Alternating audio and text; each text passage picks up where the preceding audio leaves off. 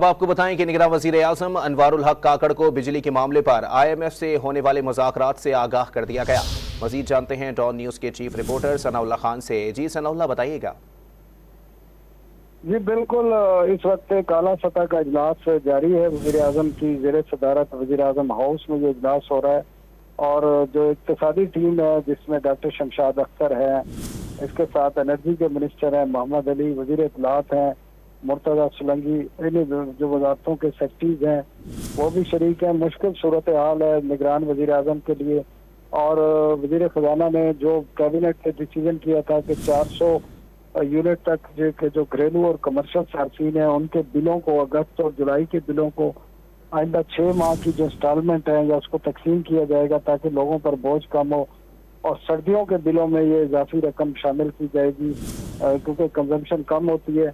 अब उस पर IMF से जो बातचीत हुई है वज़ीर आज़म को उसका बारे में आगाह कर दिया गया है। इसके साथ साथ ये भी है कि बाकी क्या रिलीफ दे सकते हैं ये भी डिस्कस किया जा रहा है।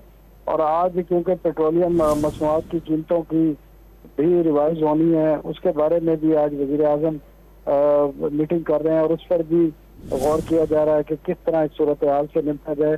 और हमें ज़रा ये भी बता रहे हैं कि आज शायद इम्कान ये है कि वज़ीर आज़म खुद कौम को आगाह करेंगे सारी सूरत हाल के बारे में और प्रेस कॉन्फ्रेंस भी कर सकते हैं और कौम से खिताब भी कर सकते हैं, लेकिन ज़्यादा इम्कान है कि वो आज शायद प्रेस कॉन्फ्रेंस करे। लेकिन इसका फैसला इस इजलास के दौरान ही होगा जो 11:30 बजे से जारी है। लगातार 2 इजलास हुए हैं, पहले वज़रा के साथ, फिर वज़ीर आज़म ने तमाम सेक्रेटरीज जो हैं जो मुतल्लिका वज़ारतों के उनको भी तलब कर लिया है।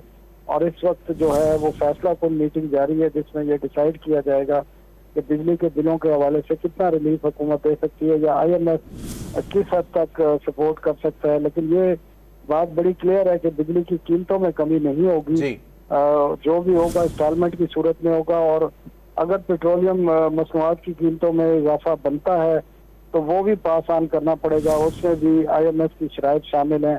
अगर उसमें भी कोई ब्रेक आता है तो वो भी फिर IMF की इजाज़त लेना ज़रूरी है, लेकिन उसमें एक लंबे अरसे की ज़रूरत है। तो लगता ये है कि तमाम जो फैसले हैं वो IMF के मायदों के साथ ही लिंक है और IMF अगर इजाज़त देगा तो कोई फैसले होंगे। जी बहुत शुक्रिया सनाउल्लाह खान अपडेट करने के लिए।